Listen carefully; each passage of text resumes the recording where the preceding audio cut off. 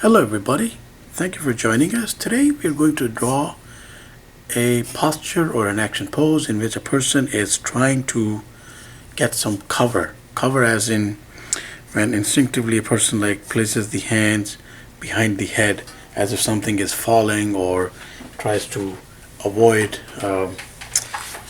some debris that is coming down.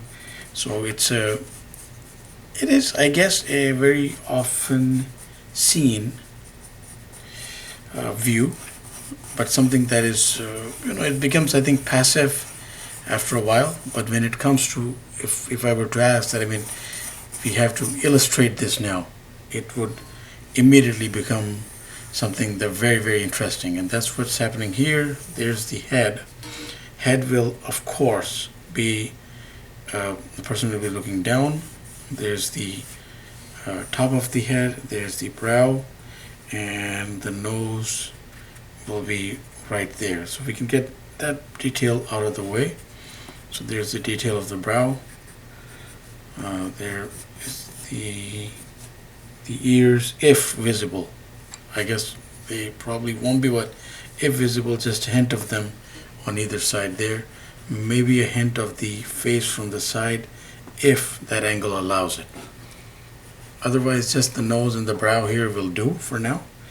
Now the head has already been placed. So, and of course, when the person is trying to get some cover with the the hands over the head, we're also talking about like the hunch. So the hunch is in place, and we have the shoulder set somewhat like that. Delts are here, of course, or somewhere here. There's a lot of foreshortening here. Again, in this case, ab crunch might be there or it might be entirely missing. And we have done a similar action pose, but not one in which the person is trying to cover. It's a spread arm pose in which there's the elimination of the ab crunch happens. And this is a similar exercise. So this is the lower body right there, and we have 1 and 2. So that's the shin and the calf right there, and we have 1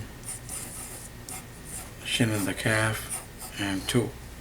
So if we were to look at this as a head and those as legs, we can make out that, I mean, this is a person already, but we're going to make it one step better. So another bout of foreshortening, as we have 1, 2, 3, and 4.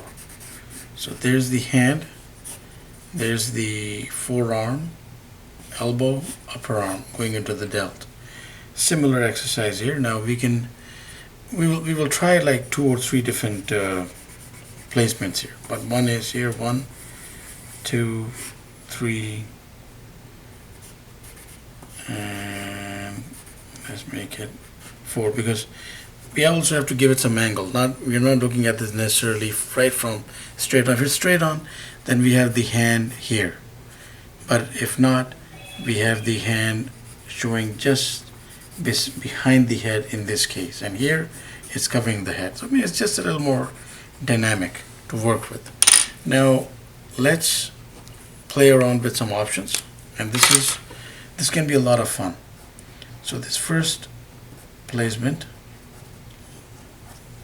there's the hand, there's the knuckle, so that is the small finger. If you wish, you could also add a small finger here and instead make it a 3-finger view, but this might also work. And then maybe you could add more character there with a hint of the next finger.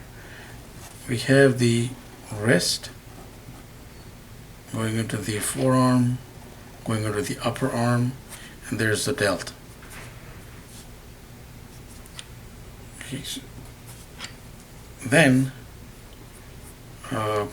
let's actually put the head down in orange, because we'll be playing around with some options here.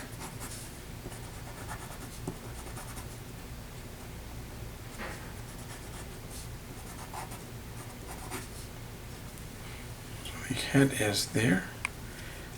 Let's also put down the person's like back, and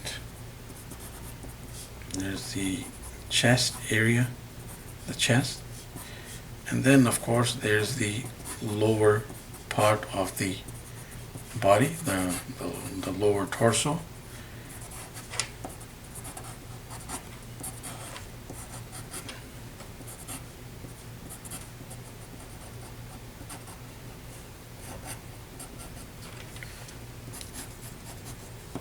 Knee again, and thigh, the same thing. Knee, thigh, shin, and calf.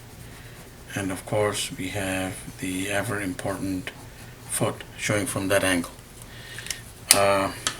Let's finish off the other hand here first.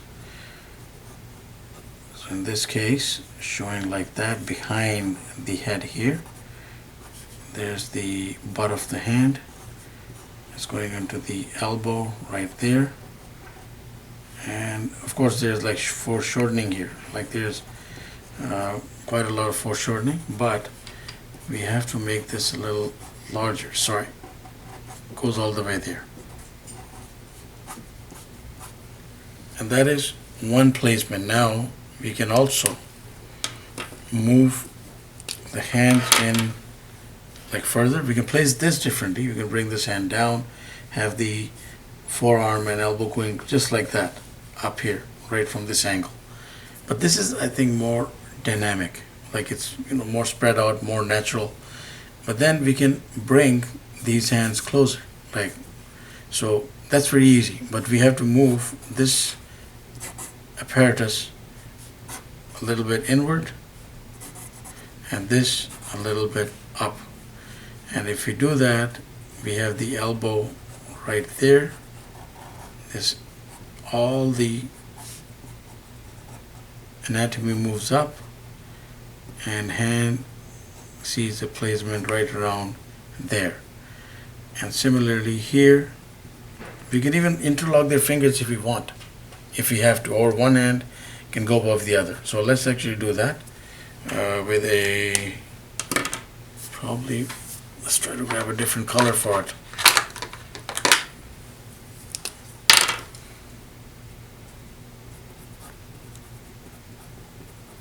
So the other hand going right above, somewhat above this one. Butt of the hand is right there. And we just work our way into the forearm and the elbow. Forearm and elbow right around there, and delt remains right where it is, and we just crunch everything like that. And that can also work, but again, different options. The person, if we want to reduce the hunch, very simple. So the chest is there, we show a bit of the ab structure right there, we bring the lower body right around here. So crunch is like there though, like the sharp crunch is still there, but there's the ab structure showing, there's the lower part of the body, and we can have this.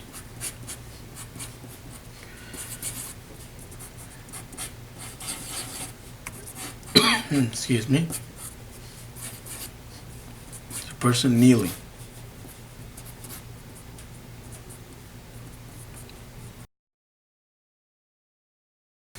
So the person in this case is kneeling down. The feet go back there, and the feet, we have the liberty of like playing around with this, placing the feet maybe at different angles, maybe one going more close, one going and one going like over the other, or we can even move the legs in deeper, like they can be just right here. Let's illustrate that too. I know this is looking messy, but we will, of course, run some black, nice black marker over this to make this work for us. So the other option is right there, the knees brought right in together. And that was the lower torso. And then of course all that foreshortening comes into place. The chunkiness of the thighs is going to take care of the rest there. So that is the knee, and the person is sitting on the knees just that much apart. There is the remainder of course the upper body remains the same, or we could assume any of the different stances that we just worked with. So let us actually do the essential bit by highlighting one selected frame that we are looking to work with, and we go with our primary one because my opinion it is more they're so easy, like just a collection of shapes, really curves right there. But here of course it's a little more intricate with the fingers and all that. So now I'm leaning toward this one where the person is like kneeling like that. It's quite natural to see that, but it's again that's like a stick 'em up pose too. I don't want to like go in that direction, so we'll keep it comic book dynamic by going the other way with some changes right there. I think this works a little better, like it's more dynamic. It's I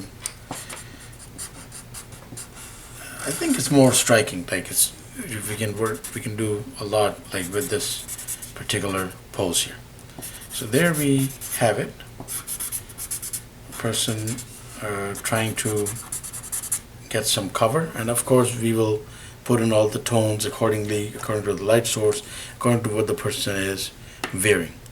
So there we have it. Please to check it out. It's awesome. It's dynamic. It's a lot of fun to work with. We put out content pretty much every day, so please do subscribe. Keep in touch. Thank you for watching, and have yourself a wonderful day.